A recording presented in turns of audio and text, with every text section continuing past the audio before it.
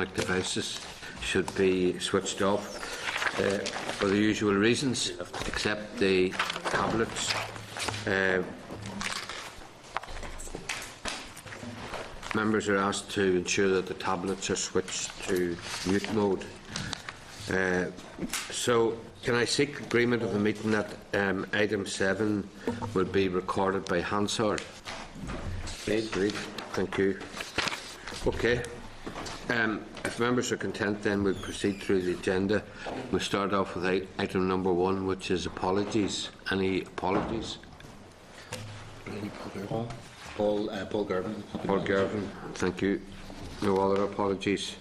Okay, can we move on to item number 2, the draft minutes of proceedings of the 26th of March. Minutes are pages 5 to 10 of your packs. Are members content that the draft minutes are an accurate record of the proceedings and agree that they be published on the website? Thank you. And we move now to item number 3, which is matters arising. First of all, the table of requests for information from DFP. That's at pages 12 and 13 of your packs. Any issues with that? Members agreed to note. Thank you. Can I refer you to the Chairperson's liaison group paper on late papers and cancelled briefings, which is at pages 14 to 20 of your packs, and the clerk's memo to members at pages 3 to 4 of table papers, and I'll ask the clerk to speak to this issue. Yes, Chair. The Chairperson's liaison group has initiated a survey of committees in terms of late papers from departments, briefings being postponed or cancelled, and the paper in the main pack, members' main pack, page 14, actually shows that the DFP performance has dipped in the last 6 months quite considerably, from being one of the better performers in terms of providing papers on time to one of the worst. Which is, as I say, an unfortunate, disappointing situation, because of history going over the years, it was always tended to be one of the better performers. So I have been conscious of this last few weeks and months, and I work closely with the Departmental Assembly Liaison Officer. There are good communication and planning processes in place, and we're always looking to improve those. But we meet on a Wednesday afternoon after each meeting and do a mop-up and agree the sessions to be scheduled in the work programme based on the committee's decisions. And so there's plenty of forward planning goes on. Also informal contact on a daily basis between ourselves and the Departmental Liaison Officer. So that isn't the issue. Doesn't seem to be the problem. My best guess at this stage is that officials in the department aren't leaving enough time for papers to be cleared by the minister, and in terms of the process, and that's then having a knock-on effect and papers coming late to the committee having to be tabled, like as with today session that's coming up later in the agenda. And also in some cases sessions being postponed at very short notice, which all of this members will be mindful of affects the committee in terms of its effective operations. So I did speak directly with the Permanent Secretary about it very recently, and I know that he's taking it very seriously, and in terms of sending a message out from the top. So it's really, there's a paper there, table papers, page 3 and 4, some proposed next steps for the committee to consider. 3 steps. One would be, and all of these steps could be taken to write formally to the department, just to put it on record in terms of the concerns and to seek assurance. Secondly, that the committee continues to seek an explanation in person from the senior departmental officials responsible for postponing oral briefings or providing late papers. And thirdly, that the committee seeks an up-to-date report from the department on the performance of each business area in responding to committee requests for information and providing papers. That the department normally did provide those on a twice yearly basis, so there is a report due on that. And then that would provide the committee with the option of scheduling hearings from poor performing business areas if that was required. So those 3 steps really to see if this situation can be turned around a bit, Chair, are being proposed. Any comments from members? I mean, it's. I read the overall Chair's liaison group report there, and the 2 key departments, in my view, is OFM, DFM, and Finance. And if there to be such a thing, you know, as an exemplar, then they should be providing it, and it's very disappointing. I'm interested just in that comment. And I presume there's some grounds for it that papers are being presented in insufficient time for the Minister to declare them before they come to us, and that might be the main blockage. So I presume there's a reason for that view.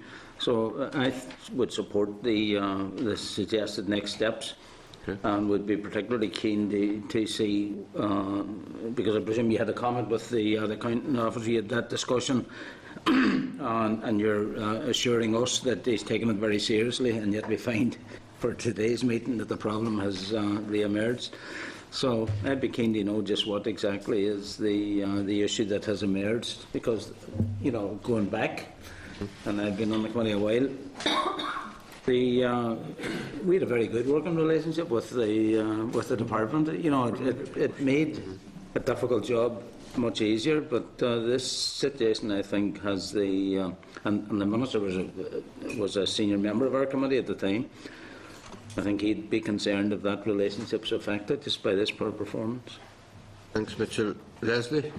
Yeah, I would agree. I think it's the right course of action to take. I also have the misfortune of sitting on the OFM committee. I can tell you it's a lot worse there, but there's no excuse for it. You're not the problem, no? A major problem, yeah, there's a major problem. He come home. We're doing something about it, Chair. We could only deal with this committee's concerns, fortunately. Any other comments? I think it's a reasonable enough one. Yeah. Okay, we members just check to agree. see if the good period we have, was that before Leslie came on this committee? We don't have that historical information available. Jonas is not the committee. So are members content that we proceed and follow the proposed next steps as set out on page 4 of the clerk's paper? Great. Agreed. Thank you. Okay, members, we'll move on to item number 4, which is the rate rebate replacement scheme consideration and proposed options. This session has been allocated around 20 minutes. The purpose of the session is for the committee to decide on a preferred model for the treatment of universal credit in the assessment of rates, rebates, and on which, if any, of the existing rates relief schemes should be removed, retained or adjusted. This is in advance of the Minister bringing proposals to the Executive. The following DFP officials are on hand to take questions and assist the committee: Brian McClure, Head of Rating Policy Division, DFP, and Roisin McRory, Rating Policy Division, Department of Finance and Personnel. You're very welcome. It seems that it's only a short time since we've seen you before, but in any case, can I just start by asking you, the DFP previously estimated that the cost of the Executive of the Treasury imposed changes to the funding for rebate arrangements would be in the region of 13 million in 2015-16, potentially rising to 43 million by 2017-18. What is the current up-to-date estimate of this cost? We just reworked some figures.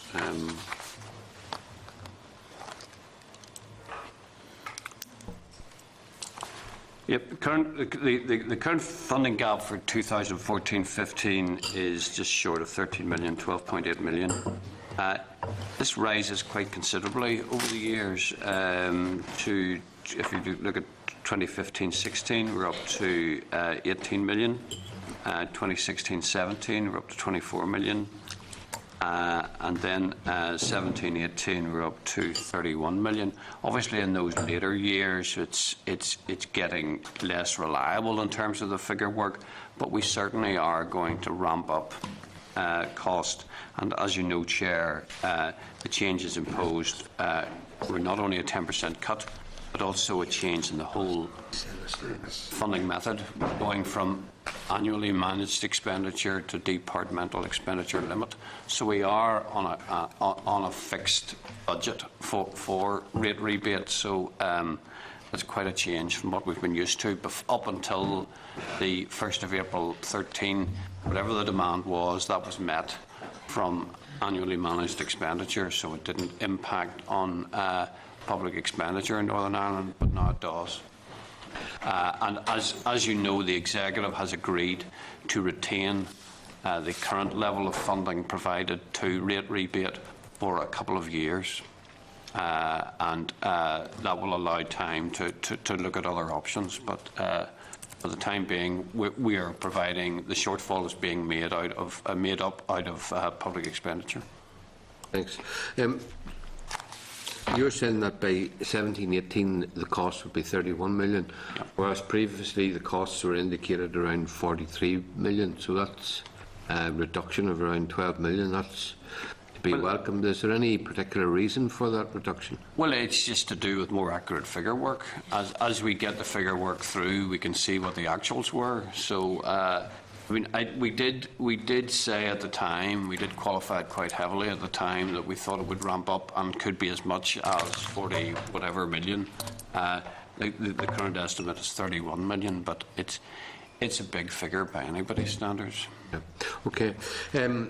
We asked you to come back with a reduced number of options, and you've done that. So we're now focusing on options 5, 7 and 8. Yep. And can I ask you to assess those against the policy aims of supporting the most vulnerable, making work pay, protecting revenues, and working within a cash-limited budget? How does each of those stack up? But before we go into that, just to reiterate that what we're trying to do here is modify the existing rate rebate scheme so that it works for claimants on universal credit. And we're doing that as best we can within the existing cost amount. So this is not a cuts. These are not cuts options. These are options to try and replicate as best we can the coverage of the existing rate rebate scheme, protecting those least able to pay rates, and at the same time, one of the options is providing a work incentive. So I'm going to pass over to Roisin to talk you through some of the options, their pros and cons, and the relative costings and so on. Okay. Yeah, as Brian said, this is so that we can retain the current scheme, but just modifying it so that we can take account of universal credit. And it's our proposal that any of the shortfall should be made up through other forms of rate relief rather than the main, what is the current housing benefit rate rebate. So really, the one that really probably does most of what is set out as housing welfare reform is Model 8, in that it is protecting the most vulnerable and it is providing a work incentive. Model 7 is probably less fair in that there are anomalies in it. There are people who would end up who don't get any help with rate rebates at the minute and wouldn't expect to, and under Model 7 would get help. Model 5 we thought was quite good until we really developed it through listening to other people, especially in the advice sector, where we were taking a universal credit into account as income, but minusing off the rent element, because by keeping that in, it was distorting things and it was unfair to claimants. But even looking at that overall, the fact that Model 5 shows 2.6 million in savings, again, those savings wouldn't actually be produced for some time, but it shows more than, for instance, Model 8, which is more really cost neutral, and then Model 7 costs more. So we think that Model 8 gives the fairest option for claimants, protects vulnerable and provides a work incentive. I think it's worth saying we've arrived at Model 8 after an iterative process with the advice sector, and we've had a series of meetings, both collective meetings where they've all been there, and we've had a series of bilateral meetings to talk through this. So Model 8 is almost like the end of a journey. Some of the other options that we were attracted to initially, once we started to do the detailed modelling based on actual cases, we saw that it was going to create disadvantage or create undue advantage. And really, Model 8 is probably, well, we believe it is the best option, having taken into account the views of the advice sector in developing the policy. Well, can I ask you, I mean, is there a clustering of agreement among the advice sector around Model 8? I think they have different views. What I would say is, for instance, that the Law Centre said when we had our first go at this, there's no work incentive in that, so we put a work incentive. So they favour that. Yeah, Model 8 really is a result of comments made by the advice sector. Yeah. Which up to that point we really didn't have, I suppose, a sufficient work incentive. So Model 8 increases the earnings disregard, that's the current one, by 50%. I mean, if it's helpful to the committee in terms of assurance, we can let you know who the key players were that we engaged with, and if you wish, you can contact them and seek their views independently rather than rely. But I would say there's a reasonable consensus on that. Yeah. We're never going to get this perfectly designed. It is a transitional scheme. We think this is the best that we can do, taking into account those various factors, working within a fixed cost, helping to protect those least able to pay, and providing some work incentive. So we believe that Model 8 is the best balance on that, and we think there's reasonable support for that. But there's not universal support, I would grant you that, but we can certainly provide the committee with details of those who we engaged with throughout the process, and if the committee wishes to contact them, maybe if for some added assurance, we would welcome that. Okay. That's grand. How, if at all, might the choice of model on the treatment of universal credit in the assessment of rates, rebates, have a bearing on the decision on whether to end the top-up low-income rate relief scheme? Well, I don't know. That would affect the cost that you're working within. The top-up low-income rate relief scheme has a cost of about 6.8 million a year, but that is a scheme that has a particular pensioner bias, and what we're talking about today is protection for those of working age. So the savings, were we to remove low-income rate relief, the savings from that would be in the order of 2 or 3 million.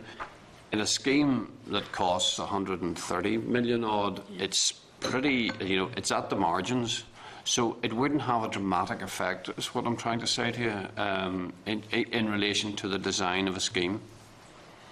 Okay.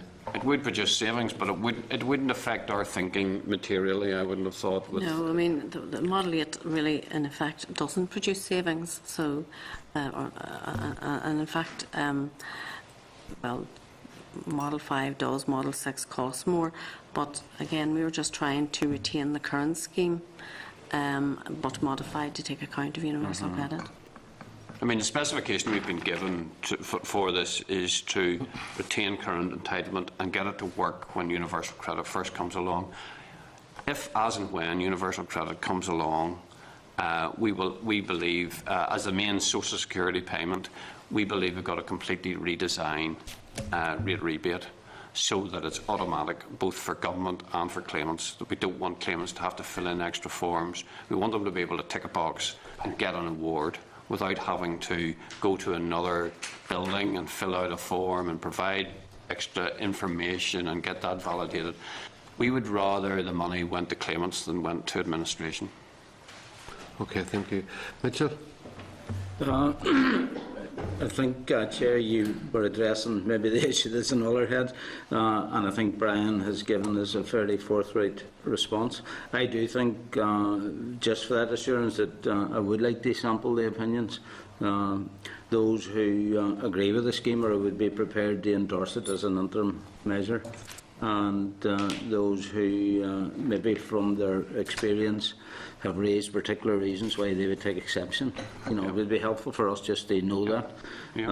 I think on the basis of what's in front of us that I would favour option 8, I have to say, but I would like to hear what the practitioners have to say. We've had a very productive, and very positive and very open consultation. In fact, it goes beyond consultation. It's almost, I wouldn't call it joint working, but it has been a very intensive engagement that we've had with the advice sector. So we're more than happy. We're more than happy for you to, you know, to test that and to validate that. Can I ask you, Brian, when is the latest date that you could accept an opinion from the committee before it goes to the executive? Well, it's currently with the Minister for consideration. I suppose a matter of weeks. That sounds terribly vague, but it would be very helpful to us if we could get a response from the committee in the next couple of weeks. Chair, I mean, just on that. But obviously that's dependent on the assurances that you can get from external stakeholders. Chair, I just wonder, I mean, from that point of view, I mean, I suppose taking on board what Mitchell has said in connection with this, I think the direction of travel, I suspect most of us are minded towards 8, although I think what's been said in terms of just getting that assurances, I mean, I can understand the committee wants some comfort on this. You want an assurance. One way of just ensuring that can be done relatively quickly. I mean, presumably you have the information from stakeholders, if that even could be forwarded to us, presumably, which could be done pretty quickly. Well, most of it did come out of discussion. As I say, there's a very intensive series of meetings and so on, not all of which we have on paper, but what we can do is give you the contact details of the main players to allow you maybe either to make a phone call or to drop them an email or write to them. Okay. Adrian? Thanks, Chair. Brian, Model 5 there, 55% of people are passported on, whereas Model 8 there's only 51%. Could you give me any explanation for that? And also, could you explain the work ethic that's in Model 8 rather than Model 5? Right. Well, I can't really tell you about the percentage. I think it's just workings on actual cases, and I don't know why that has happened, but I do know that in Model 5 there's no extra earnings disregards in Model 5, whereas in Model 8 the current housing benefit earnings disregards are being enhanced by 50%. They're not in. So that would affect the percentages? And what about the work ethic in Model 8 compared to Model 5? Well, just that is it. That is it, that the earnings disregard. I mean, that was a serious shortcoming in Model 5, and it didn't have any work incentive included in it. And now we, as I say, Model 8 is almost the end of the journey as to where we've got to in terms of optimum solution to this. We'll never get an ideal solution, but we think we've got the right balance here. And that's the one that includes the work incentive. And that was a point that was made by one or two in the advice sector that we needed to do that, and that's what we've done. I just asked you, in your assessment of the pros and cons of removing the existing low-income rate relief, you said that many people will continue to receive an element of rate support in the event of the removal of the scheme. Do you have an actual figure for that? Hold on. Other questions? Yeah.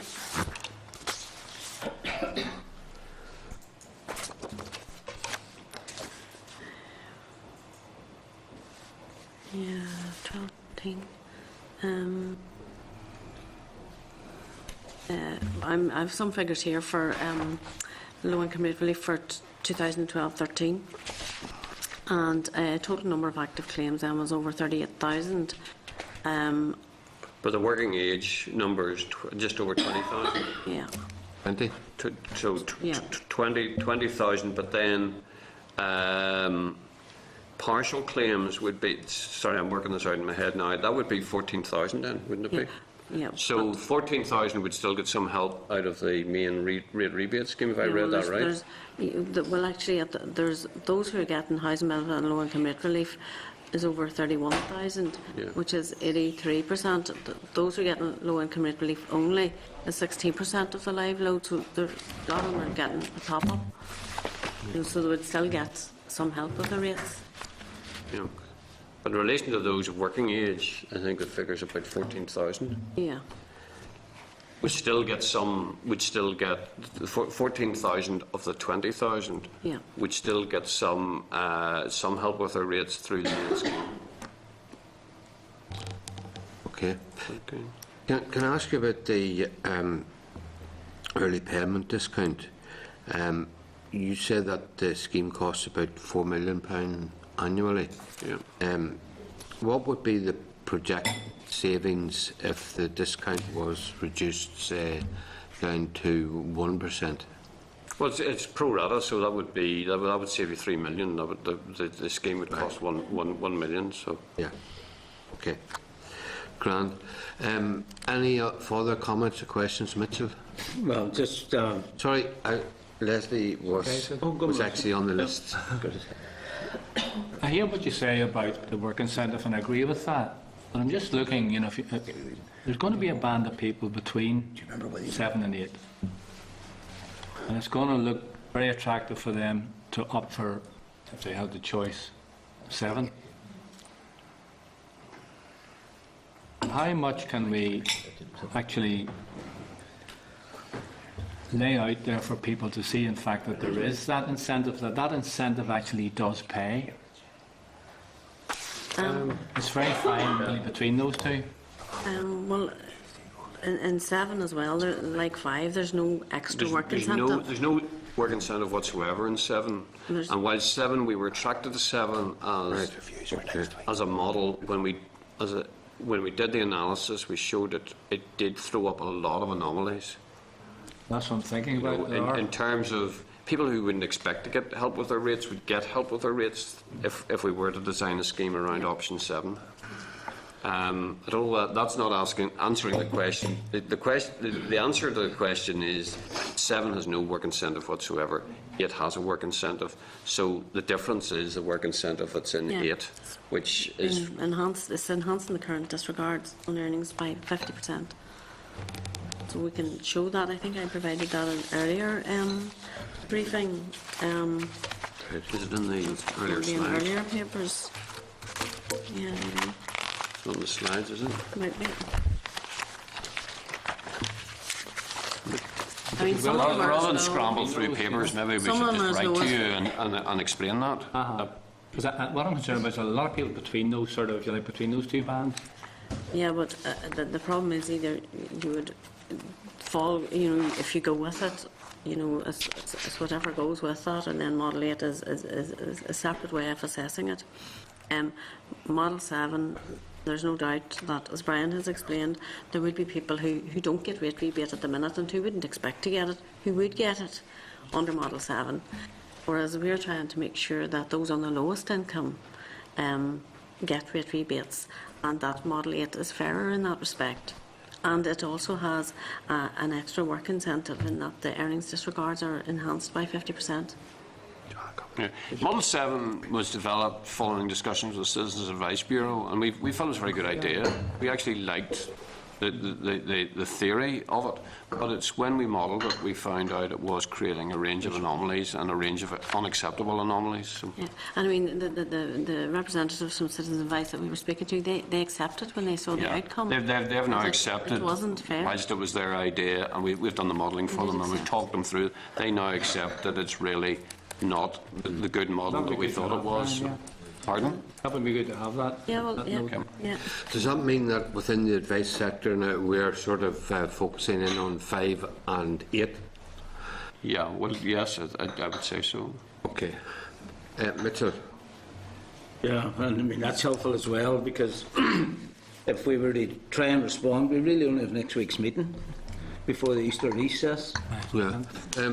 So I don't know what we know. Some advice maybe on whether we can actually satisfy ourselves by correspondence on the interim. Well, there's obviously an agreement of that the focus is narrowing, but that perhaps some further information from the advice sector would be useful in formulating a final opinion. And the clerk is suggesting that we elicit written responses from the advice sector this afternoon, and that they will be circulated to members, and that we ask officials to be available for a short period at next week's meeting. Yeah, I don't want to bounce the committee on this. If this only is leaving you with a week, we'll give you more time. Right. It's as simple as that. I mean, we do, this is complex stuff that you're being asked to comment on. So I think you need more in a week, and we'll give you more in a week. There's no question of that. I'd forgot about the recess coming in, so we'll certainly give you more time. And I think the advice sector probably need to refresh some of the information that we've given. Yeah. Just before we make a decision on the way forward, are there any other questions and comments? Just a pedantic one. Will they know what we're talking about if we say 5, 7 and 8? They may not, because of the numbers. I'm not sure about But it's only that. because all of the intensive, it was mostly around December, early January that we had a lot of the discussions. We'll go back and remind them of the issues. Yeah, we can. So we'll warm them up. We won't influence them. We'll warm them up as to what the issues were and what their views were. Yeah. Okay. Well, are members content with the course of action outlined earlier, that we contact the stakeholders this afternoon and ask for written responses to be with us before next week's meeting and circulate? I mean, Chair, I think from what's been said, I'm broadly the direction of travel. I mean, from what's said in terms of the timescale, that may be an unrealistic timescale. Yeah, I don't want to bounce the committee on We can decide that next week based on the information before us. Yeah. Yeah, I think So the are advice members sector content would with be that helpful course for of them. action? Agreed. Okay, thank you. Can I ask Brian and Roisin to stay on for the next? Well, I'll just I'll let Roisin go to the comfy seats, and I'll talk about small business rate relief, because that's not Roisin's area of specialism. So this is item number 5 on the agenda, the terms of reference for the review of small business rates relief, and the relevant papers are at 76 to 81 of PACS. So, Brian, can I ask you if you're ready to make your opening remarks, please? Yeah. As the committee know, we have engaged the services of the Northern Ireland Centre of Economic Policy at the University of Ulster to produce an evaluation report, and I've already had discussions with them. We've already had meetings with Land and Property Services about what data can be made available to them, and they've started work. And I'm in the process of drafting a short consultation paper for NICEP to issue, along with NICEP, for them to issue with the Minister's approval within the next, before Easter, hopefully. What we want to avoid is starting a consultation process too close to the summer, because once you hit July, as you know, it's difficult to get the business community to focus on issues. So we would like to consult on this fairly quickly, and it will be an open consultation. It won't be a targeted one. We will invite views from business organisations, but also individual ratepayers. So you hope to do the consultation between roughly post-Easter and the summer? Yeah, that's our current intention. And I have been engaging with NICEP to draw up a consultation paper, and I'll be working on it this afternoon. So, okay. Any comments or questions, Leslie? No, fine. Okay. Anyone else? Yes, Michaela. Thank you, Chair. I suppose just to say you'll be engaging with the business sector, and I mean, obviously the road Northwest, I'm sure you'll be coming down Northwest to engage, and it won't just be a consultation in the cities. Yeah, absolutely, no problem. Okay, Brian, thank you. Okay. For clarification. A map will be provided. I know that road all too well. Rural businesses. I used to work in Derry, Londonderry, and for about 3 years or 4 years, so I know that road very well. I'm thinking on the rural business. Yeah. Okay.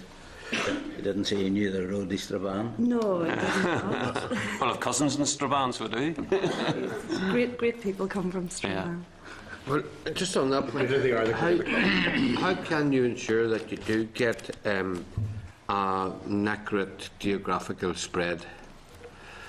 Well, we'll place advertisements in the main papers announcing the consultation, and we'll contact all the business organisations. One of the very useful things these days is that the business organisations have very good coverage, and it's very easy for them now to communicate with their members through email, through websites. So the likes of the Northern Ireland Independent Retail Traders Association have a very good geographical spread. And the members are very easily accessible now. You know, that wasn't the case 10 years ago. It was very hard to get the views of the memberships of Federation of Small Businesses and NURTA and various others. But nowadays it's much easier to engage with people. So I can't give any guarantees, but it's an easier process than it was when I started this job. Okay. Can I ask members, thank you very much, Brian. Okay. Can I ask members, are you content with the terms of reference as outlined at pages 77 and onwards in your packs? Yeah. Agreed? Okay, I'm very happy to come back to this committee at a later stage when the evaluation is maybe more advanced, just to give you an update. Okay. Thank you very much, Brian. Thanks very much.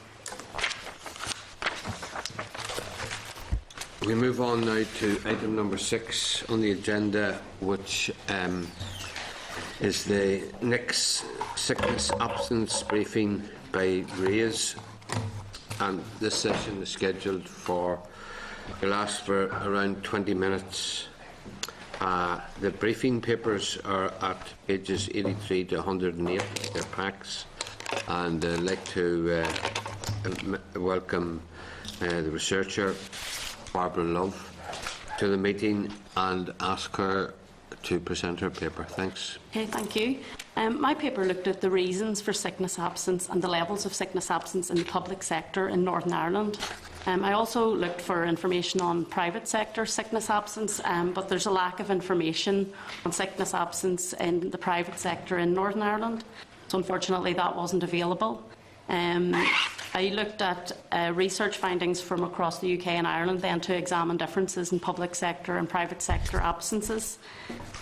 I found that in 2012-2013, 10.6 days per staff year were lost in the civil service, and 10.6 days were lost in the police service amongst police officers, and 7.8 days were lost amongst teachers. In the local government sector, it was 10.3 days, and in health trusts they measure it slightly differently. They present the percentage of working days lost, and that was 5.7% compared to 4.9% in the civil service. The general trend in the public sector has been a downward trend, so sickness absence levels have been decreasing. But when you look within different elements of the public sector, there's a wide variation. For example, within the civil service, it ranges from 7.8 days in OFMD-FM to 12.9 days in the Department of Justice. And in councils, it varied widely from 4.3 days in Macrofelt District Council to 5.9 days in Carrickfergus. So you can see there's a wide variation even within the public sector. In your paper, it says 15.9 days for Carrickfergus. Is that? Yeah, that's right. Is that correct? The paper's correct. Yes. Okay. Yes. Lucky you find anybody there. So you can see there is a wide variation within the public sector. In terms of the reasons for sickness absence, there's very little information in terms of what the reasons for sickness absence are. The civil service provides the best reasons for sickness absence, best information on the reasons for sickness absence. And the main reasons are mental health, injuries, gastrointestinal problems, pregnancy-related disorders, and then common coughs, colds and flus. And these are pretty, have remained the same over time, so it's the same reasons over time. In terms of short-term absences, it's mainly coughs, colds and flus, and in terms of longer absences, particularly when you look at duration, so you're looking at very long absences, it tends to be more serious health problems such as heart problems, cancers and those kinds of things. But one thing that does prevail in the public sector, and particularly, well, we're talking about the civil service here, is mental ill health. And one of the main issues identified is work-related stress. The civil service paper on the reasons and levels of sickness absence does go to some length to explain that the reasons for the variation within departments is that it depends on your job type and also the staff profile within departments. So, for example, females tend to have a higher sickness absence level than males, and also younger people are more likely to take time off, although when an older person is off, it tends to be a longer duration, more serious illness. Certainly the research evidence has also backed this up, that there does tend to be a higher level of sickness absence amongst females than males, although one anomaly is that the sickness absence among teachers is 7.8 days, and that 3/4 of teachers are females, so it's not strictly the case.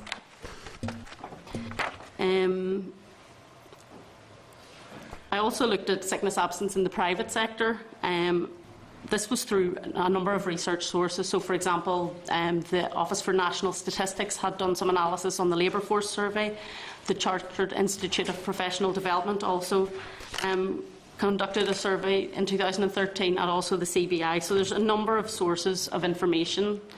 Their estimates of sickness absence levels in the public and private sector do tend to vary, although there is a common theme in that sickness absence levels in the private sector tend to be lower than in the public sector, and that was true of all surveys. But unfortunately, we don't have data specifically for Northern Ireland, so that we can't say with certainty that that's the case here in Northern Ireland. In terms of reasons for sickness absence in the private sector, they tend to be pretty similar to that in the public sector, although stress is reported more often in the public sector than in the private sector. And again, I'm talking about the UK-wide and Ireland surveys. One thing that did come across from the research is that sickness absence levels tend to be lower in small organisations than in higher organisations, and a number of reasons for this are suggested. So, for example, you might feel under pressure to come into work or make up your time if you're in a private sector organisation when compared to a public sector organisation. It's also worth noting that in Northern Ireland we do have a high proportion of small, medium enterprises, so that's something that is interesting, and it would be interesting to know what effect that might have on private sector sickness absence levels here in Northern Ireland, although we don't have robust data to tell us anything about that. The final thing I looked at in my research was approaches to managing sickness absence, and I found that when you looked at across the public sector organisations that I looked at, they have robust systems for monitoring, reviewing and measuring sickness absence. So the processes are robust, and when you look at what is advised, the systems are all in place. That also, from the research, it also suggests that tends to be the case in larger private sector organisations as well, and probably again smaller organisations, particularly small private sector organisations, again at a UK and Ireland level, are less likely to have robust systems for recording sickness absence, which may have an effect on then what you find in surveys. So it may be that there are some levels of sickness absence unrecorded. A final interesting point to note from the survey is that in terms of trends, sickness absence levels in the private sectors have been showing a slight increase in recent years, whereas in the public sector they have been decreasing slightly. Okay, thank you very much, Barbara. Can I ask you, in the course of your research, have you come across any particularly successful methods of improving work attendance? I think it can be hard to come up with a robust system to improve it. In some places you have seen improvements. For example, in district councils there have been maybe years where there has been an improvement, but that's been offset against another year where it's got worse again. So it's quite difficult to identify a really robust system. As I say, in the public sector in Northern Ireland, the systems are all good. It's perhaps more about the practice in terms of how it's then implemented. Okay, just from the point of view of the education sector, I was looking at the figures there. Are there any specific figures, for example, on primary schools alone? Yes, the figures are available. The schools or the Department of Education do report figures by school type, so that there are figures on those. Unfortunately, I don't have them to hand, but those are it is possible to get those figures. Okay, so there are figures, for example, on primary sector, the grammar sector of secondary, and the non-grammar. There are, and in fact, the grammar sector came up with the lowest sickness absence levels compared to other sectors. But yes, it is possible to get those figures. It'd be interesting if you could make them available to us. I will. Okay. Yes. Yes, Ian. I suppose I noticed man flu wasn't one of the descriptors for reasons for people being off sick. Or maybe that doesn't exist. So, nonetheless, is there obviously the winter months are probably a reason for figures to be up, with people being off with different colds and flus and different things around that. Is that something that can be seen through the figures, that it is a reasonable reason for people to be off, in the sense of that figures may go up over that period of time because of the weather conditions, not necessarily because people want to be sick longer than what they normally would be? Well, certainly that's something that I looked up and looked at the reasons for sickness absence. Again, we only have the civil service figures to look at, and I had expected, as you said, probably a big spike around the winter months and very little colds and flus the rest of the year. Although there may have been a slight, so it wasn't as big as I'd expected. So cold and flus feature throughout the year. Is there any indication of the sort of level of long-term versus short-term illnesses? Well, certainly in the civil service, around 70% of sickness absences are long-term. So in terms of the working time lost, 70% of time lost is long-term absence. But in terms of the number of spells, short-term absences make up the highest proportion of the number of spells. So people are taking more short spells due to, for example, colds and flus. But in terms of the amount of time off, the bulk of that is made up from... Greater number of days lost due to the longer term, obviously. Yes, absolutely, yeah. Okay. Thanks. Leslie? Yes, it's very interesting, the more you look at these sort of figures. But the first point that occurred to me really was the incidence of sick pay, long term. And I see that most of it's mental health, and most of it is 36 plus days per year. Probably not a fair question to you, but do you know of any action being taken to sort of improve that situation in the civil service? Well, I certainly know that there have been a focus on mental health. I think it's possibly going to be covered in the next presentation anyway, in terms of health and wellbeing initiatives. And certainly the research shows that there's a much higher focus on addressing mental ill health, training managers, providing health and wellbeing programmes in the public sector than there is in the private sector. The other one, you said in your remarks that the number of working days lost in civil service is coming down year on year. Yes. In actual fact, the last year it went up. There was a slight increase in the last year. Does that change the trend, do you think? Again, it's difficult to say. If you take 1 year in isolation, it's difficult to say, because you can have spikes from year to year. So it'll be interesting to see when we get next year's data and the years after. Has it started to increase again, or is that just a blip year? But general, like over the last 5-6 years, it has been decreasing. Thanks. Okay. Okay. Mick? Yeah, I mean, it's a perennial kind of issue, and on different committees we've come across it. You see, in terms of the long term, Is there any disaggregation on grades within the civil service? Again, that's not something I looked at, but sickness absence levels do tend to be lower in the higher grades than they are in the lower grades. So that is something that has been identified in the civil service as one of the factors. But there was always a suggestion that the incidence of long-term sickness, even though it is a smaller number of individuals, actually contributes to the disparity between sickness levels here and comparative regions elsewhere in the same occupations. And then I'm just wondering if it would be worthwhile establishing if there's a particular pattern or not. Absolutely, yeah. In respect of long term. I think that's worth looking at. Interestingly, whenever I did look at the different sectors, I was aware that in the civil service it tended to be lower grades tended to have the highest sickness levels. And when I looked at the figures for the health sector, I found that the lowest levels of sickness absence were in medical and dental, which I would have expected it to be possibly higher if you take that rationale. Also, the research has kind of suggested that public and private sector, maybe it's forward-facing, front-facing jobs where you have higher levels. Again, that goes against it. But, for example, in the private sector, people working in call centres tend to have a higher level of sickness absence than we have in the private sector, in the public sector in Northern Ireland. So it really does depend on the job. But I think there is something in there around maybe the kind of job you're doing as well. It's not just whether or not the job's dealing with customers or not. I think that there seems to be something going on there, but that's probably something that needs more investigation. And just finally, because I think all of us, there's a certain kind of science involved in getting at the causes, to be able to then maybe come up with responses.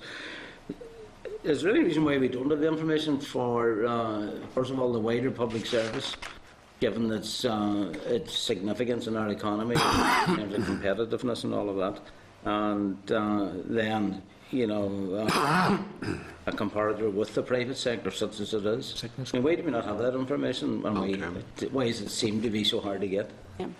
That's a very good question. I know that there is some work underway in, for example, the health sector and local government to try and get more information on the reasons behind the absence, because if you don't really understand the reasons behind it, you can't really address it. So that is something that there is some work underway, and I know that the Audit Office was in here recently and presented a bit of information on that, so I don't really want to go over that again. I'm not really sure why there's no information on the private sector.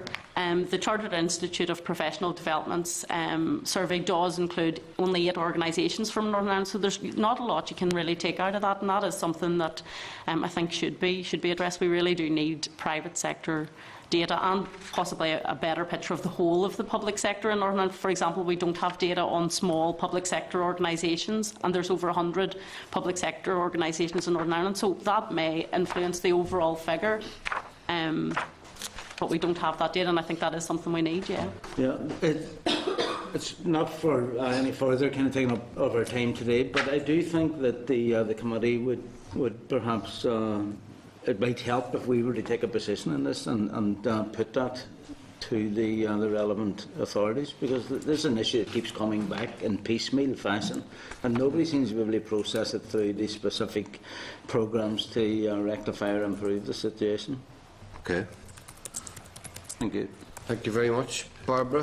Thank you. And can I ask you to provide any pieces of additional information that were requested during the meeting? I will. Okay. And thank you very much. Okay, thank you. Mitchell, do you want to formulate just the proposal you mentioned at the end? Well, can I come back to you? Just we'll do it as the meeting proceeds, okay, if that's okay, just with your indulgence. Basically, it's just I think we should pursue this issue and maybe bring in people to advise or whatever. But let me just kind of formulate something and I'll pass it up to you. Thank you. We move on to item number 7, Northern Ireland Civil Service Health and Wellbeing Programmes. We have a briefing from DFP. About 45 minutes has been allocated, so we should be finished by 12:05 on this item. This item is being recorded by Hansard, and therefore all electronic devices, with the exception of the tablets, should be turned off. The briefing paper is at pages 13 to 18 of the table packs. And I'd like to welcome the two officials here, Patricia McQuillan, Assistant Director, Nursing and Allied Occupational Health Service, and Professor Ken Adley, Director of NICS Occupational Health Service. You're very welcome. Thank you.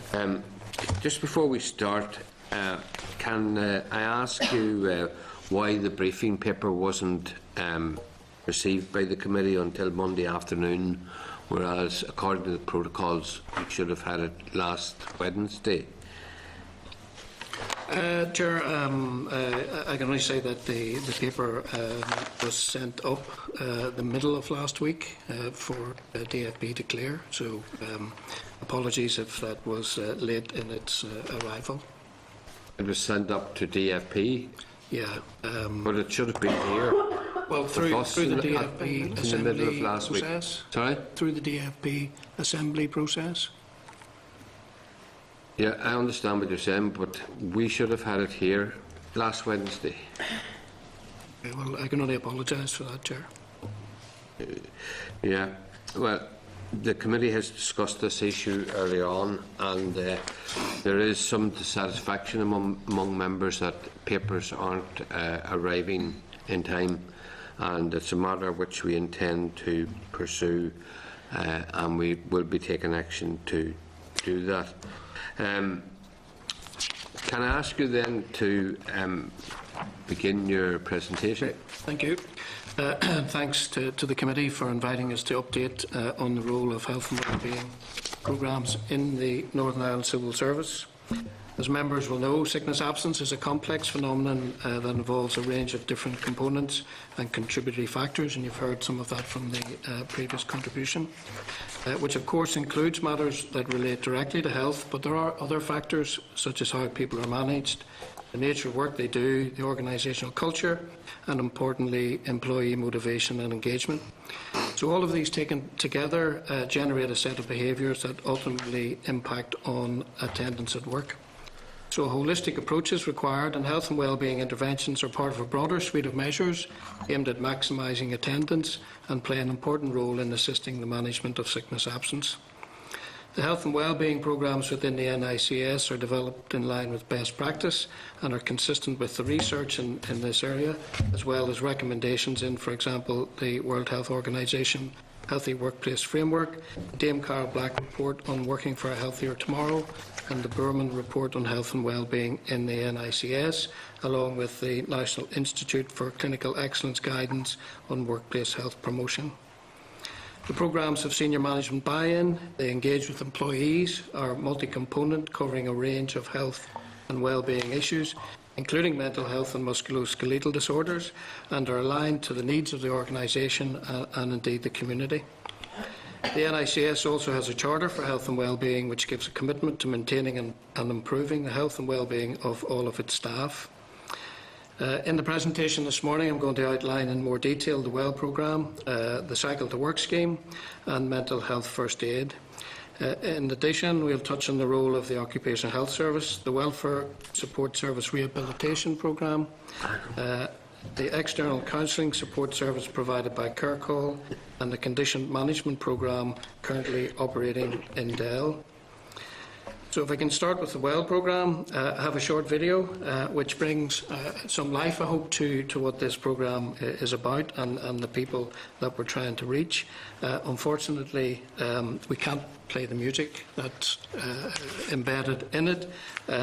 So rather than not run it at all, we're going to run it, and I'll do my best to give a bit of commentary. You're going to sing along? I'm not going to sing, and if I did, you would know why I wouldn't. So we're going to, and this is the WELL logo for WELL programme. It was the WELL website was launched in September 2012 by the head of the service. You'll see at that launch there were representatives from HR, staff and the trade union side. One of the main components of the programme are volunteer WELL champions, and you can see the numbers there. They're a core part of delivering the WELL programme in departments.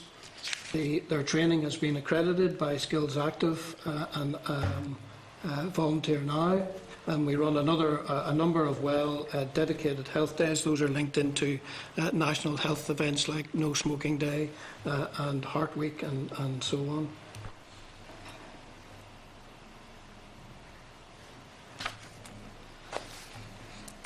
So you can see our programme will link in. There's maybe a dozen or so of those national health events through the year that we focus on in particular.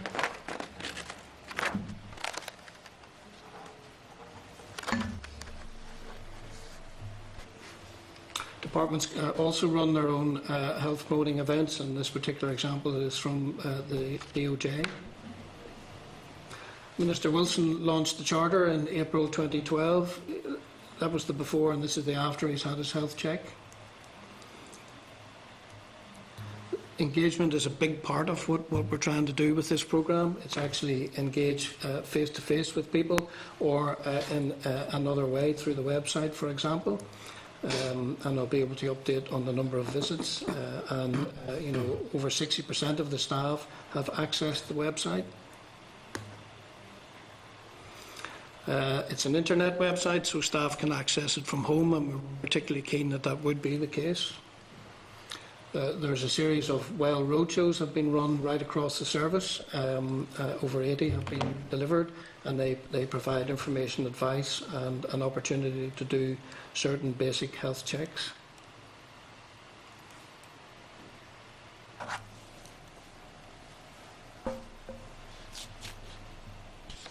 And those are very well attended. And in terms of looking at the modifiable health risks, nutrition, weight management, particularly important in light of the Chief Medical Officer's report published today, taking more physical exercise, quitting smoking, managing alcohol, and then managing stress. So as I said in the introduction there, this is a multi-component programme that looks at all of those modifiable risk factors. And a lot of the initiatives are generated through the Well Champions in various buildings and offices, and it's very much a bottom-up approach, as well as having the support at the top. And then we share a lot of personal stories from people who have, through the programme, either had to go to their doctor because their blood pressure has been found high, or other particular health issues that have been assisted with. The programme was a year on there in September last year, and we had a Well Champions convention, again supported by the head of the service. So I think the music would have been much better than that commentary now, I would have to say. Chair, I would like to move on then just to cover some of the items in the paper, and that's starting with the Well programme and giving a little bit more detail. It is the Corporate Health and Wellbeing programme for the 26,000 employees of the Northern Ireland Civil Service. It has a charter for health and wellbeing, which I've already mentioned. There's a Well strategy and a Well support team. Uniquely, I think, in terms of corporate approach to health and wellbeing, we have a network of volunteer Well champions. We deliver Well roadshows, and then also, as you've seen from the presentation, there's an interactive and innovative Well website. Now, the aim of the Well programme is to deliver the health and wellbeing and engagement programme, building on existing good practice, because when we were developing this a number of years ago, we were aware that there were lots of things happening out there to promote health within departments, so we wanted to build on that. It is a multi-level strategy for positive organisational and individual healthy behaviour change. And an important component of it is the volunteer champions that I have already mentioned. The support team support the volunteer champions network, and they deliver key messages, organise health interventions and activities, and the various components are linked together through the interactive Well website, which also has a section for Well champions, so staff are able to go on, see who the Well champion is. Well champions can go on and add on activities and events that they're going to run in their department. The programme raises awareness among staff about common health conditions such as obesity, diabetes, heart disease, cancer, mental ill health and stress. And clearly these have the potential and do have an adverse impact on individuals, their families, performance at work and sickness absence. Advice is offered on how to improve health by undertaking positive health behaviour change with interventions provided which encourage healthy eating, weight loss, quitting smoking, increased physical activity, cancer screening and building resilience. Employee engagement and commitment is also addressed by supporting and empowering employees to get involved and take an active interest in improving their health, well-being and motivation. So we'll see the programme as something that is delivered by people, for people within departments, rather than being something that's done to people. This will help create, we hope, a more productive, attractive and corporately responsible place to work. The programme plays an important part in also empowering employees to make informed choices, and we recognise the importance that employee well-being makes in creating and maintaining a motivated, engaged and productive workforce. In developing this well-being community within the civil service, it's also the intention that this will benefit not just the organisation and the quality of life of our own workforce, but also their families and the wider public health of the population. By way of an example, one of the interventions we run is known as Lifestyle and Physical Activity Assessment. We run that in the Occupational Health Service. And we had, in 2012-13, over 700 participants coming down for an assessment. You pedal on an exercise bike linked to a computer program, and the grading of the weighting on the bike is increased, so you have to pedal a bit harder, and that gives an indication of your aerobic fitness.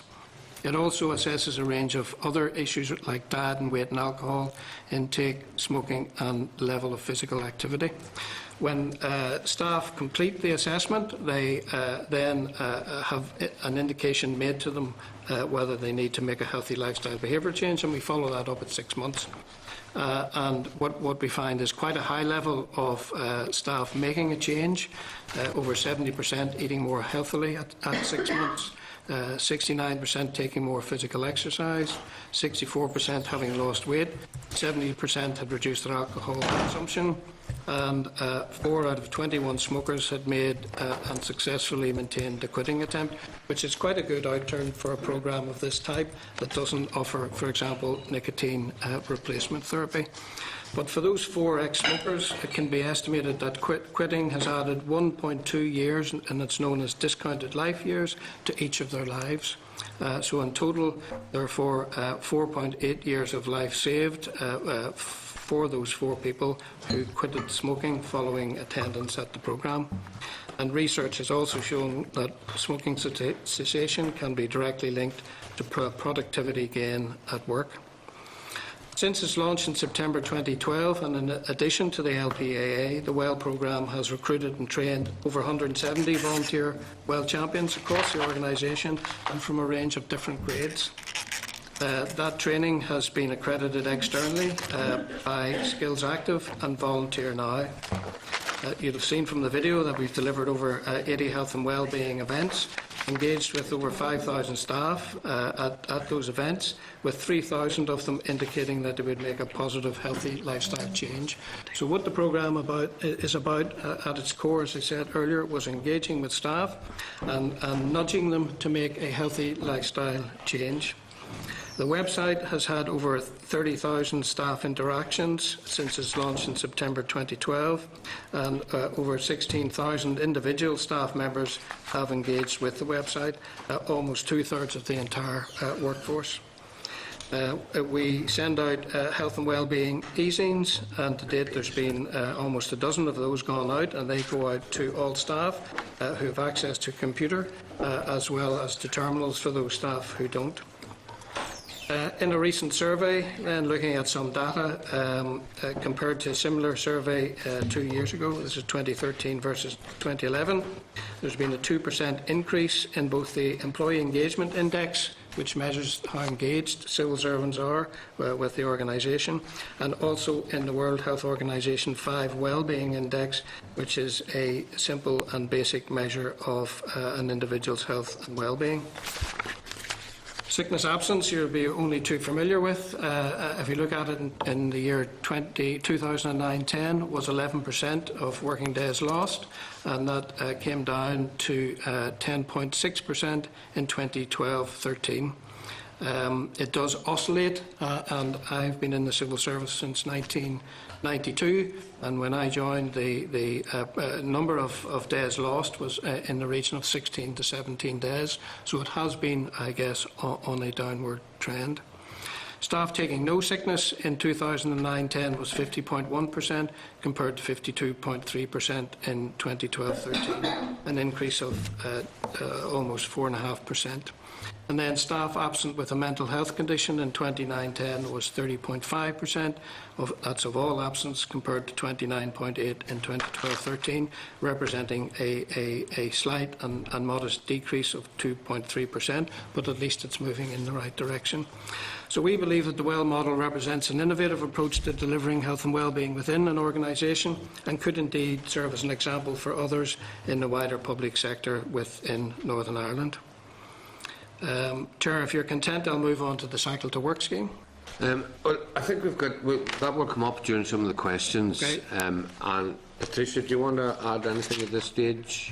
Not in relation to the WELL scheme. I think Professor Adley has covered it comprehensively. Okay. So I'm looking at something later on in the paper, if you're content Fair with enough. that. Okay. Well, yeah.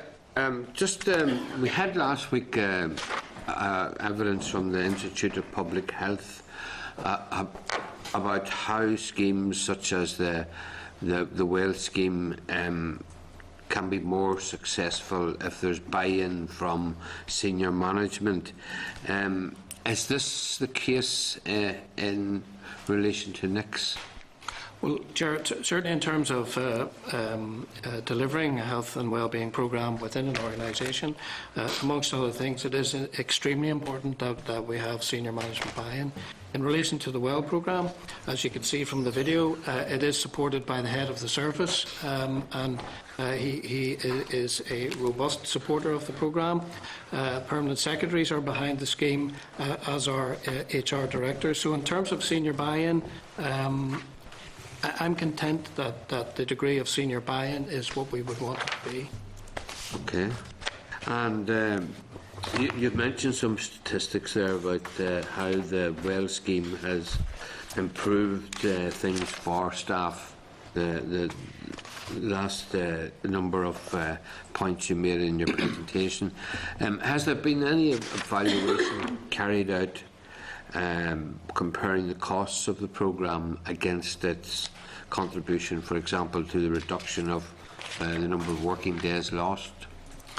Well, if you look at the cost of the programme, which in a year will be of the order of about £4 per head, and you can see from one of the points I made earlier that by reducing sickness absence from 11 days to 10.6, that 0.4 of a day lost, or gained rather, equated to 1.6 million.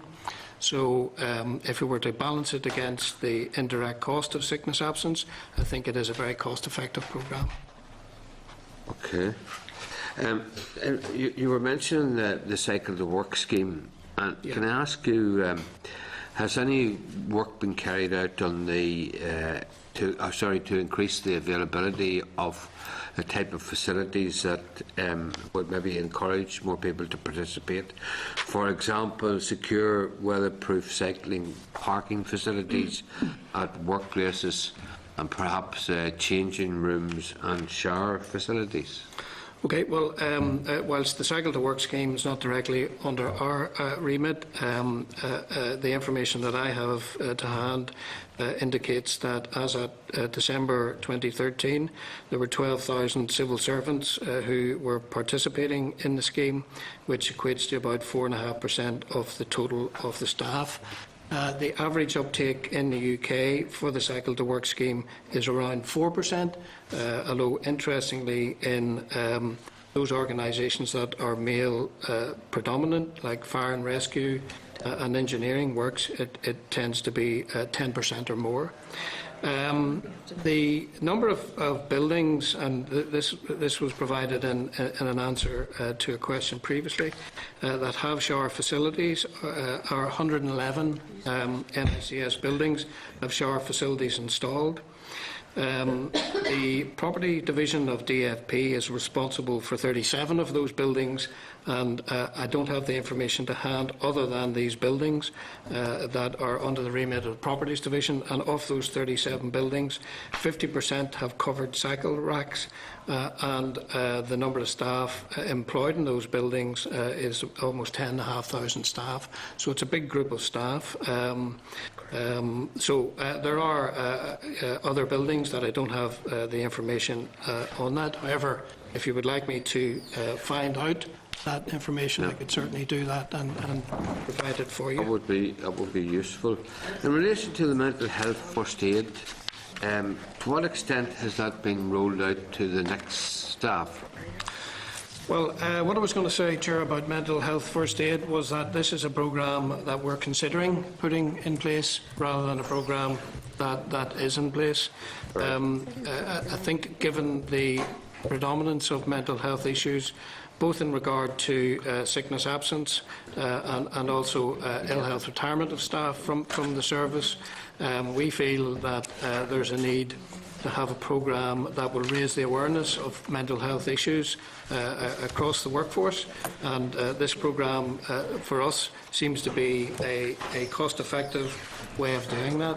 So we're currently working up, if you like, a paper on mental health first aid to present to the HR Directors Group as part of the NICS People Strategy 2014-15, this particular year, to outline the benefits of mental health first aid in regard to the civil service. Evaluations that have been undertaken in organisations where mental health first aid has been delivered have shown that it's very positively received by staff. Staff have increased confidence in dealing with the issue of mental ill health. The programme covers depression and anxiety, other serious mental illness, and also suicidal behaviour and self-harm. One of the other things the evaluation has shown is that it reduces stigma in the organisation in regard to those who have attended the sessions. So, as I say, I feel that the high reporting of mental health problems within the workforce would be a reason for us to look at this particular programme, which is currently being rolled out across the UK and is being delivered in Northern Ireland already, and there are a number of trainers trained to provide the programme through the Public Health Agency. Okay, and can I ask you about the healthy eating? What has been done at Nick's catering outlets to promote healthy eating, particularly in relation to the Calorie Wise scheme? If we look at healthy eating, and as I said earlier, the Chief Medical Officer's report published today indicates that the levels of overweight and obesity continue to increase. The WELL programme itself does address healthy eating. There are lots of initiatives run to provide people with information and advice on nutrition. As far as the catering is concerned, I'm not sure, Chair, how many catering facilities remain in the civil service at this point in time, but my experience of them is that they do provide opportunities to have a salad bar and do provide a range of healthy options. I think the difficulty is, and I think this was acknowledged by the Chief Medical Officer earlier today, is getting people to actually go to the salad bar rather than to the chips. And the organisations providing the catering are, of course, in it to make a profit. And, you know, if they're not, as they would see it, although this isn't the be-end and all of it, of course, from that point of view, but, you know, if people are not going to the salad bar and that food's being wasted, then we need to do more to try and, as I said earlier, nudge people, help them to make the informed choice and move them towards healthy eating and away from those foods that we know are not good for them. Okay. Are there any further steps that could be taken to ensure a more systematic approach to workplace health promotion?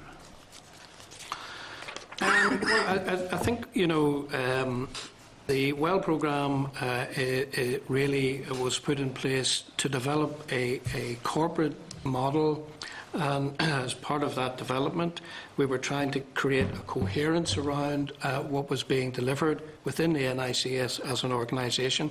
It is a big workforce, 26,000 people, and the employees are spread right across the province. What we've tried to do in developing this programme is to have an identifiable brand, to have a network of volunteers who are in offices and delivering programmes that people are interested in participating in, and also having the WELL website, and I've already covered that. And there's a wealth of health advice, information, self-check tests and so forth, and links to other sites, particularly around mental health issues.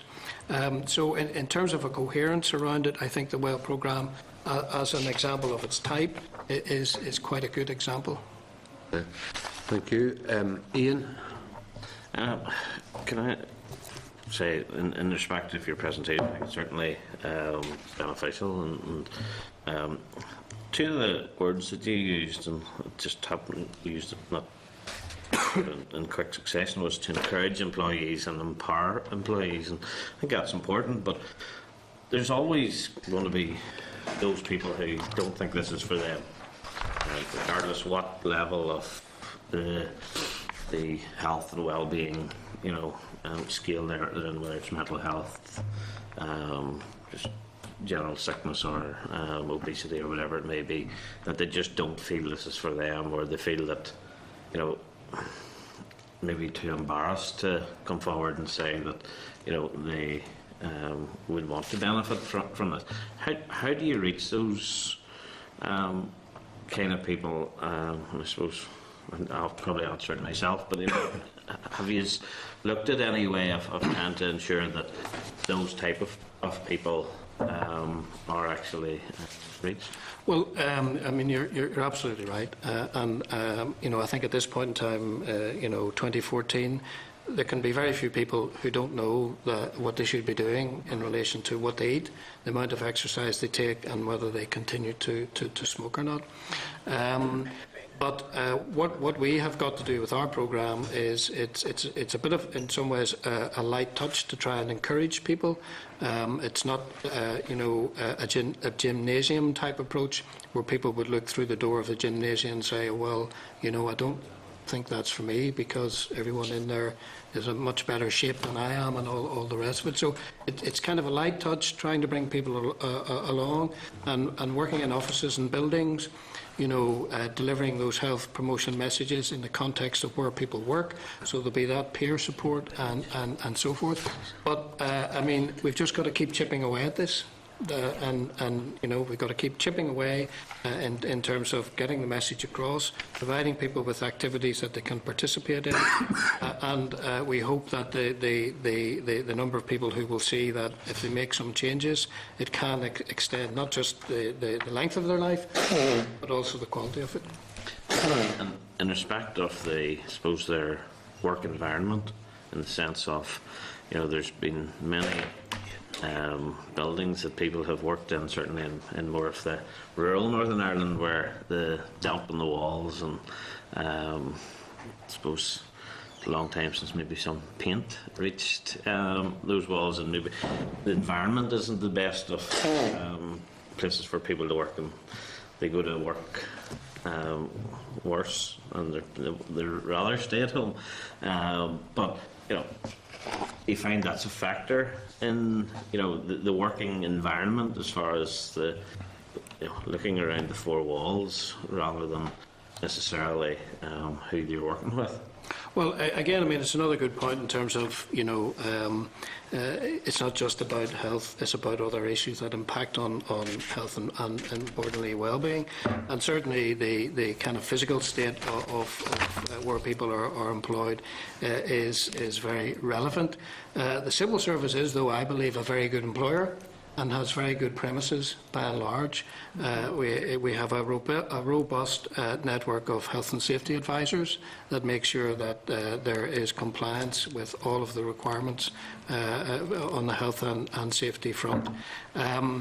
I suppose for me it's people who don't actually work in an office and are working outside on the roads and up mountainsides and forests and those sorts of jobs where their environment is maybe can be a little bit more hazardous and harsh. But in terms of the general point that you're making, yes, the work environment that people have to come into is extremely important from the physical sense, but also from the kind of psychological sense in terms of how people feel about coming into work and carrying out the sort of work that they do. I mean, we heard earlier about customer-facing jobs, and undoubtedly in all organisations where there's a customer-facing role between an employee and a member of the public, that can create its own pressures and stresses, particularly where the role is actually taking something from the individual, like rates or car tax or whatever, and well, maybe car tax wasn't a good one to mention, so those create real difficulties for people, and and the issues around that whole psychological contract at work and what people expect to get out of it, and then that'll feed into job satisfaction, employee engagement, motivation to be at work, and so on. Okay, thank you. Adrian. Thanks, Chair. Well, a very interesting presentation, and that something I would encourage to do, and something I always keep doing myself a wee bit, and then you fall off the wagon again and you go back at it again. The most important people in the whole COG is the 170 well champions, I think. How do you keep them motivated and keep them active and coming up with different programmes to keep people interested and getting responding to what they're doing? Can I say before I answer that, if yourself or any of the members of the committee want to come down to our building and undergo the lifestyle and physical activity assessment, you would be very welcome. All of us. Good idea.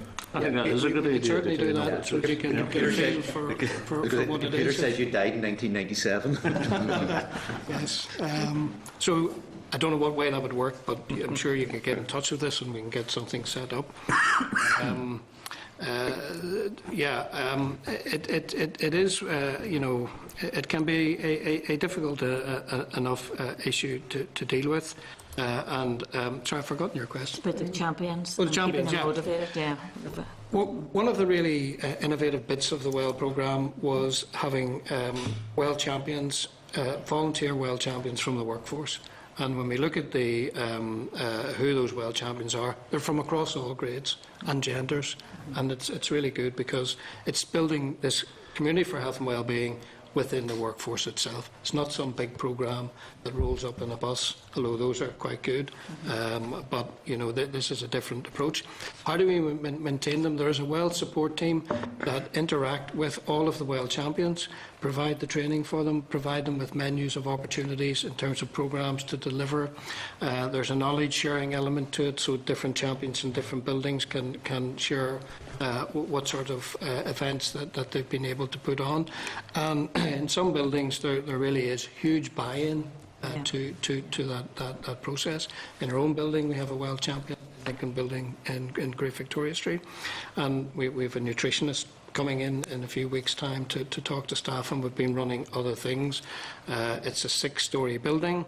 We're on the ground floor, and some of our staff will twice a day get up from their desk, walk to the top floor, and then back down again. So those are very simple things. You don't need expensive equipment to do that sort of thing. And getting people to come in to talk to staff. There's lots of people out there who are prepared to come in and do these things free gratis, and that's what really trying to build on that and harness that energy. And I had a picture of the Well Convention, which was last September, 1 year of the programme, and the energy in the room from the almost 100 champions who were able to attend was really great. People want to be part of this, and people want to be part of trying to improve not just their own health and well-being, but also the health and well-being of the people they work with. And you have the local champion as well. You have, say, the initiative that's happening in our building, for example, and it's happening in many other buildings, different types of initiatives. You get the peer pressure, and you get people, maybe 4 or 5, who engage initially, and then suddenly it snowballs because other people see them doing it. And that is what we're hoping will get the people who maybe need to do it most, and the ones that are not interested, to get them on board through that. Also give them a wee bit of encouragement to people who are interested as well to go along and take part. Just think as well, those 170 people have this to do on top of their work. This is something they're volunteering to do on top of their. How do you fit it all in there?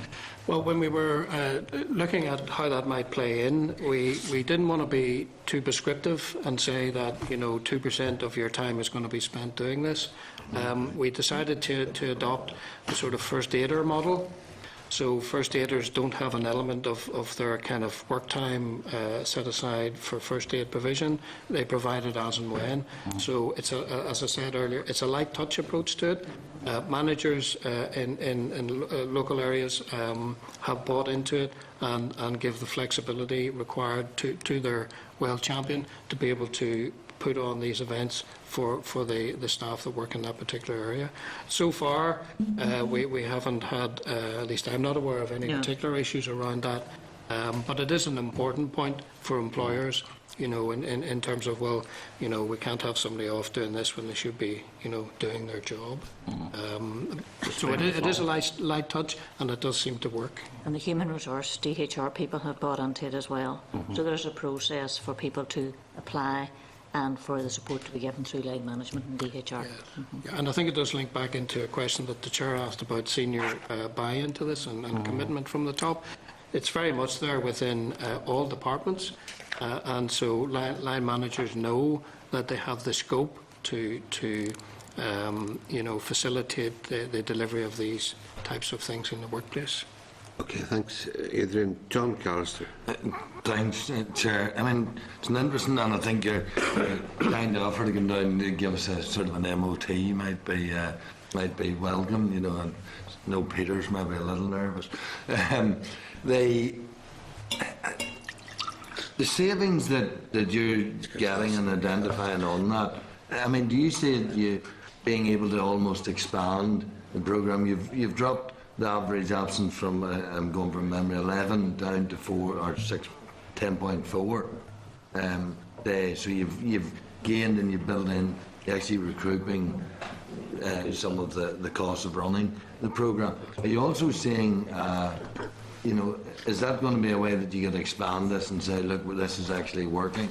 Are you seeing the correlation between good physical health and mental health, that the savings and the reasons for absence are going like pretty well across the board, that we're just improving health generally?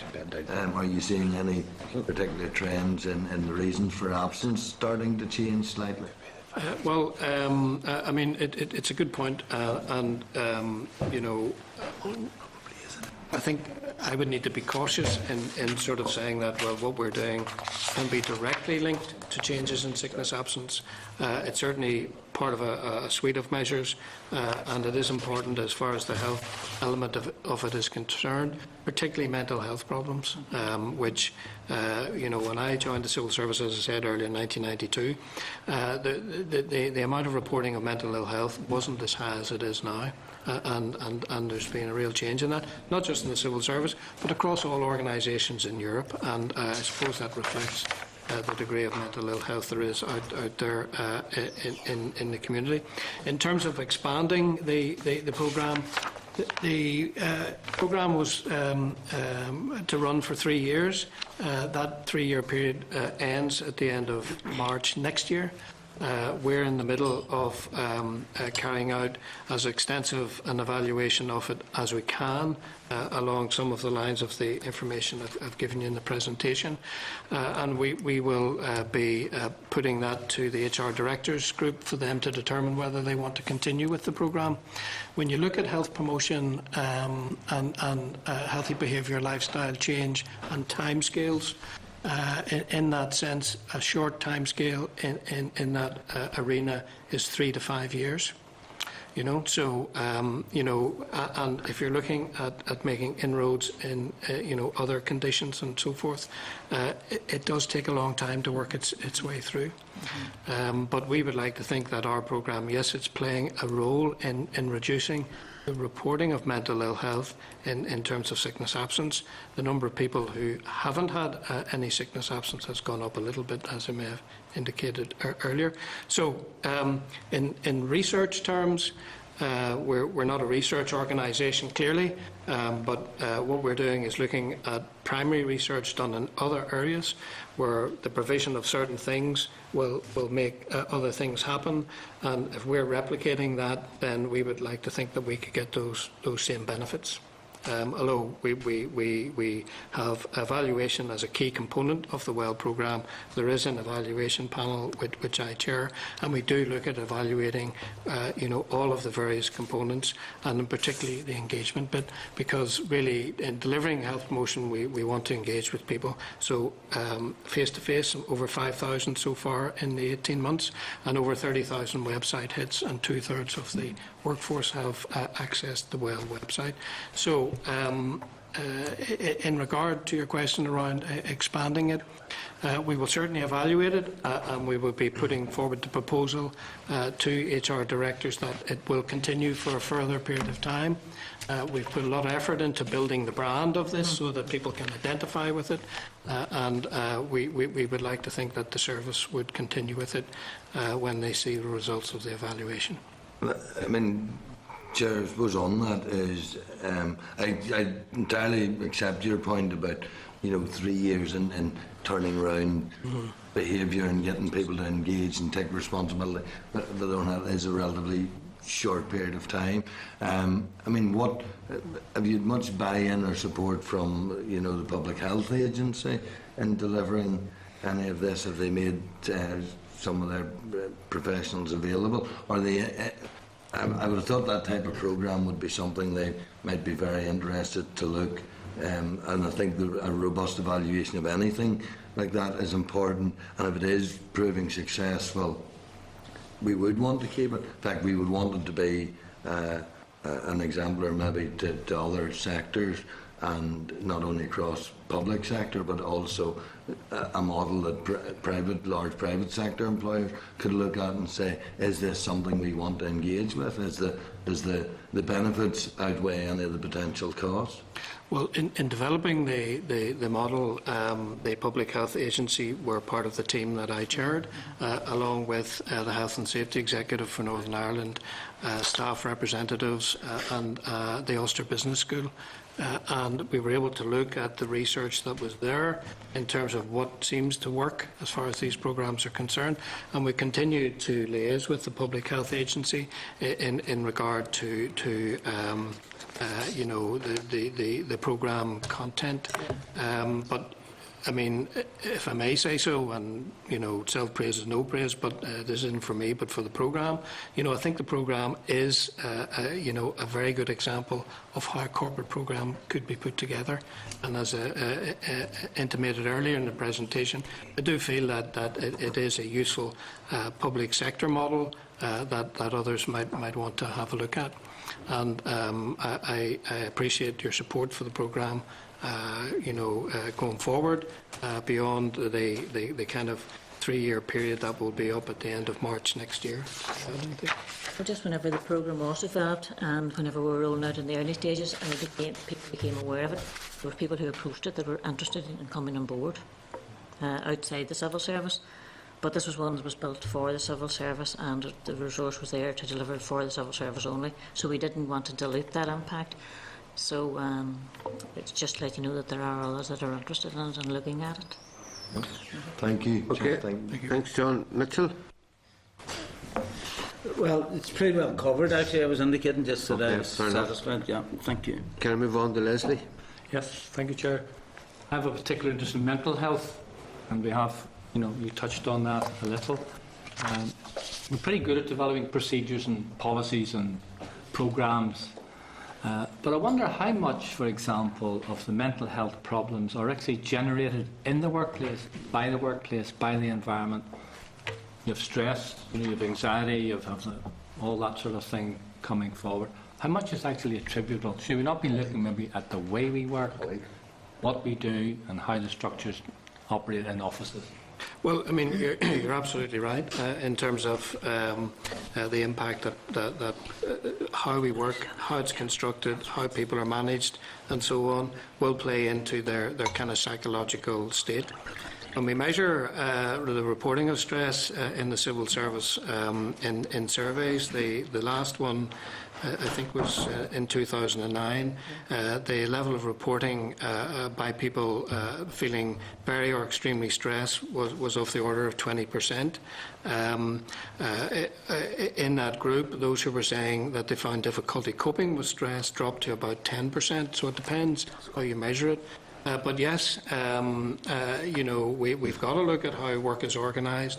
We've got to look at people's expectations in terms of doing jobs, and we've got to make sure that line managers are playing a really important role here in terms of how they deal with their staff, particularly around issues of pressure and stress at work. But yes, there will be occasions when an individual will have difficulty and it's solely related to their work. But of course, people are under a lot of pressure outside of work as well. And, there is that kind of whole work-life balance component in where people are kind of juggling things. And sometimes it can be difficult.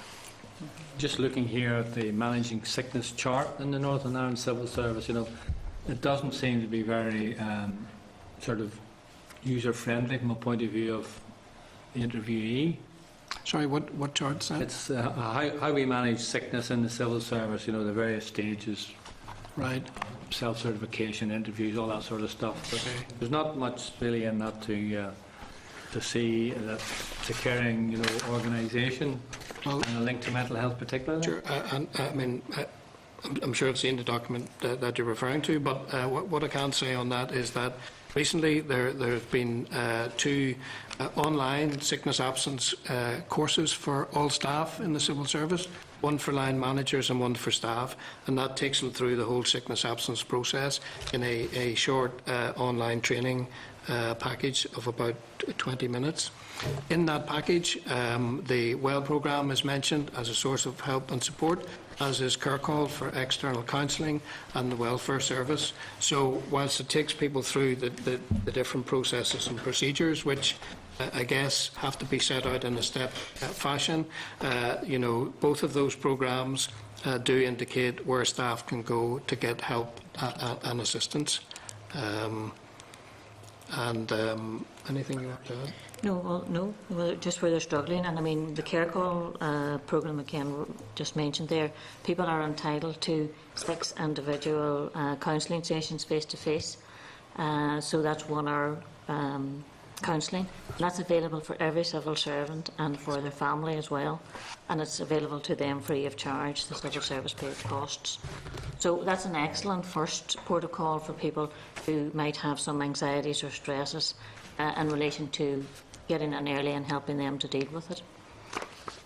Thank you for that. The trouble is, of course, people don't like because of the stigmas attached to it. Sure. But outside your brief, for example, I'll see if you comment on it anyway. You take the benefit system. I've seen people coming in there who had physical problems. By the time they go through the benefit system, they've got mental problems. And it's the system that's causing that, that link again, that chain between stress, depression, anxiety. And there's supposed to be mental health champions. I haven't seen too many of those about, but it happens outside of it. Sure. Well, I mean, a model of illness that's topical at the moment is what's called the biopsychosocial model. And you have the biology of the health condition itself, the illness or the disease. You've got the psychological aspect in terms of how a person is affected by that psychologically and how they deal with it. And then you have the social aspect of it in terms of, their background, their culture, and what they're used to dealing with and how all of that plays out. All of those are in there. But as you rightly point out, the benefit process is not within my bailiwick, but I can understand what you're saying. Thank you for that. Okay, Leslie. And finally, Michaela. Yeah, thank you, Chair. Again, most of the areas have been covered, but I suppose it's just following on from an earlier question that Ian was asking on the hard to reach, those who are vulnerable and hard to reach employees. And I suppose I know we're talking about reducing sickness days off and ensuring emotional health and well-being, but is there a specific piece of work that you were undertaking with employers on encouraging employees maybe to take time off? Obviously there's a lot of people out there who are working who may want to, through ill health or whatever, need to take time off, but I suppose because of issues around maybe being the sole earner or the only one income coming into the house, can't afford to take the time off work. So just wanted to know, Professor, was there a wee bit of work done around encouraging, people in the sector to actually go off sick? I mean, it's a fair enough question, but I mean, most of our work is geared about preventing people going off sick, or if they're off sick, to facilitate an early return to work. From time to time, we carry out about 4,500 sickness absence assessments every year. We will see someone and we have to say to them, actually, I don't think you should be at work. But where that decision is more likely to be taken is at the GP level, where an individual will go to their GP and will have a particular issue, and the GP will be giving them the advice that they should not be at work. Yeah. No, I perfectly understand that, but that's probably part and parcel. They won't go to the GP either, because of what they may be told or informed of. Obviously being a sole earner, because I'm aware just of where that has happened, Just one more question, just if you allow me. Have you identified in your project, your programme, have you identified maybe within any organisations in relation to your stakeholder engagements with other sectors or whatever, have you identified any models of good practice that was already out there that that was being implemented by employers? Yes, and in developing the model, it took 2 years to put this model together. Excuse me, and we did look at what other organisations were doing and so forth, but sometimes things are not that transferable. If you've got a small group of people, it's easier to get behavioural change in a small group rather than within a big group. So what we were able to find that we thought was transferable, then we did that. But the primary research on all of this is about, senior commitment, involving employees in the design of a programme, identifying modifiable risk factors, all of that, engaging with staff, getting buy-in, and then crucially trying to evaluate the benefits. That type of approach, I think, is fairly consistent. We've added to that then by putting in the network of volunteer champions and also the WELL website. I think, and those are two really key components that make our WELL programme in the civil service, I think, a little bit unique. Yeah. Okay, thank you. Okay, thanks very much, and thank you, Ken and Patricia. And just can I ask you in the future to do your bit to help ensure that any papers which may be relevant in the future get through the process in good time, so that the committee receives it at the appropriate time. And the clerk will write to you about some follow-up issues that have arisen during this session, and you've agreed to provide further information on those. So, thank you very much. Thank you. Okay, members, we move on to item number 8, which is correspondence, and I'll ask the clerk to speak to items of correspondence from pages 112 to 132. Chair, just before I do that, Mr McLaughlin has provided me with a follow-up in terms of the proposal earlier to commission some further research, a review of the research in terms of sick absence, particular focus on the impact of long-term sick absence on overall statistics and analysis of long-term absence data and disaggregated by seniority and grade, and also in terms of the information on the levels of long-term sick absence within the private sector. So I can liaise with the researchers to commission that work, and if it's possible to fill those gaps by the research, or if not, what measures might be taken to fill those gaps.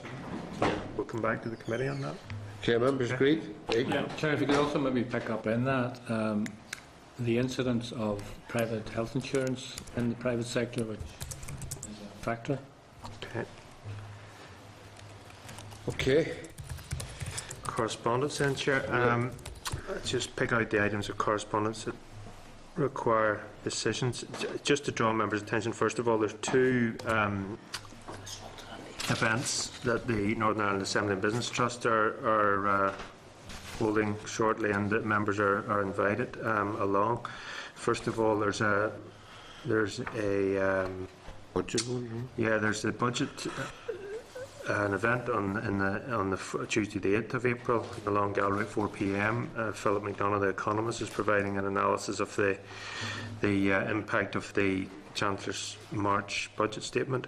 And then and prior to that, actually tomorrow at 2 o'clock in room 29, the Trust is hosting a visit by Adam Back, he's director of the University of Massachusetts in Lowell, and he was responsible for really transforming Lowell from in terms of economically turning it around. So there's an opportunity there for any members that are available at that time, 2 o'clock tomorrow, to just drop into room 29 to meet with Adam Back.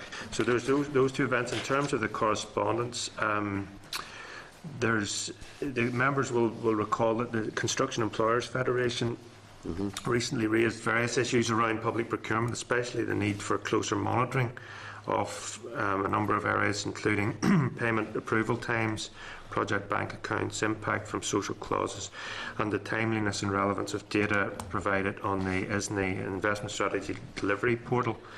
CPD has responded, and that is in table. There's correspondence in the main pack and also in tabled papers at page 28.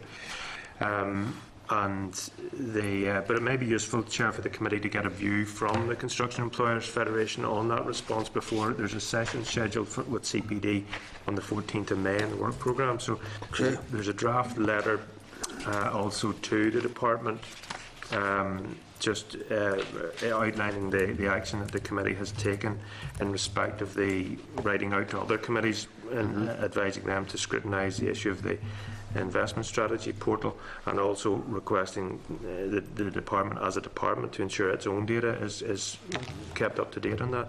That draft response is there for members to consider if they're content for that issue, and also for the EFB corresponds to issue to the Construction Employers Federation in the meantime. Members agreed? Agreed. Then table papers, page 30, the Minister is writing in relation to a legislative consent motion relating to air passenger duty, and it arises from the Chancellor's March budget, where the bans for long haul flights, bands C and D. There's 3 bans for long haul flights, but it's B, C, and D. But bands C and D are being abolished, and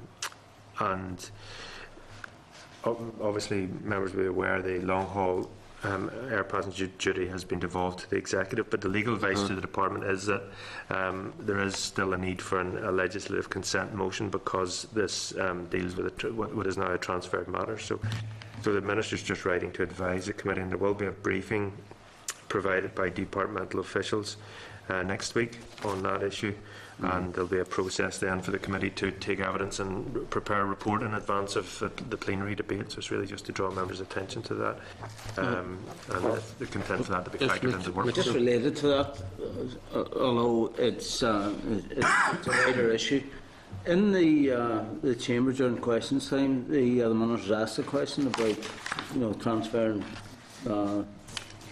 air passenger duty generally. Yeah. And he made reference, to the cost. But I think we should just tie down this issue. There is no cost in delegating the powers. The cost will be if you decide to exercise those powers in a particular way, and presumably on a business case and evidence-based decision-making process. But transferring the responsibility doesn't cost a penny if you don't actually use the powers, as we've seen with Scotland in respect of their wider fiscal powers. And can we just clear that up, because I think that we should write to the department and ask them to clarify that. Is there a cost involved in transferring the powers as distinct from the cost? Well, the original one was B, wasn't it?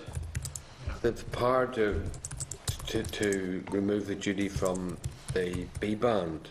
It was transferred, and that was removed to save the flight to New York. That was not the first step, and now we've been told that bands C and D are being abolished.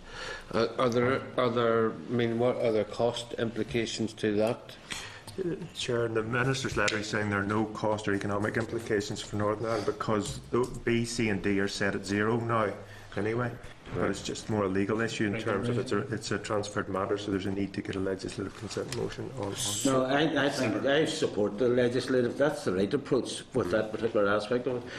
The question is whether we are in a position, or could be in a position, to take initiatives to cope with the unfair competition with the like of Dublin Airport and whatever, because they have abolished the air passenger duty entirely. So what you're saying is transfer the powers, and then we are in a position, if we decide to, in our own initiative, yes, to decide modify certain aspects of it. But it would appear that exploration is being denied on the basis of cost. But there is no cost involved in taking the powers. That's a matter of negotiation and agreement with Westminster. We seem to be moving incrementally in that direction. Maybe competition in the connectivity market is forcing those changes. So some of the powers have already arrived. One they save, and their route that we're about to lose entirely. But there's other opportunities. In my view, there's opportunity cost involved in us not being able to explore our own export markets and potentials. Okay. Chair, also just to draw members' attention, next week the officials, the ETI and DFE officials, are briefing the committee on the air connectivity study, which includes considering the devolution of short haul flights as well. So they're up next week. Okay. Yeah. All right. Ahead of me as usual. Yes. Okay, Shane, what's next there on the correspondence? That's all the correspondence thing requiring decisions, Chair. Okay. Very good. The topic that we just discussed in the letter that's in table papers, there was an issue there about a very interesting scheme, a pilot scheme that was run for people who were off and were given early access to physiotherapy. And the audit office report indicating quite astounding kind of benefits, in that 80% of people reported that it either prevented them taking any time off, or it contributed to them coming back, and in some instances up to 6 weeks in advance. Considering the fact why was the scheme abandoned is the question, and why isn't it grabbed and embraced with great enthusiasm? Okay, well, we'll raise that question. Yeah. Okay. Any other business? No, no other business. Okay. The next meeting will be on Wednesday, the 9th of April, 10 a.m. Room 30, Parliament Buildings. Members content? Yep. Will there be any Easter eggs?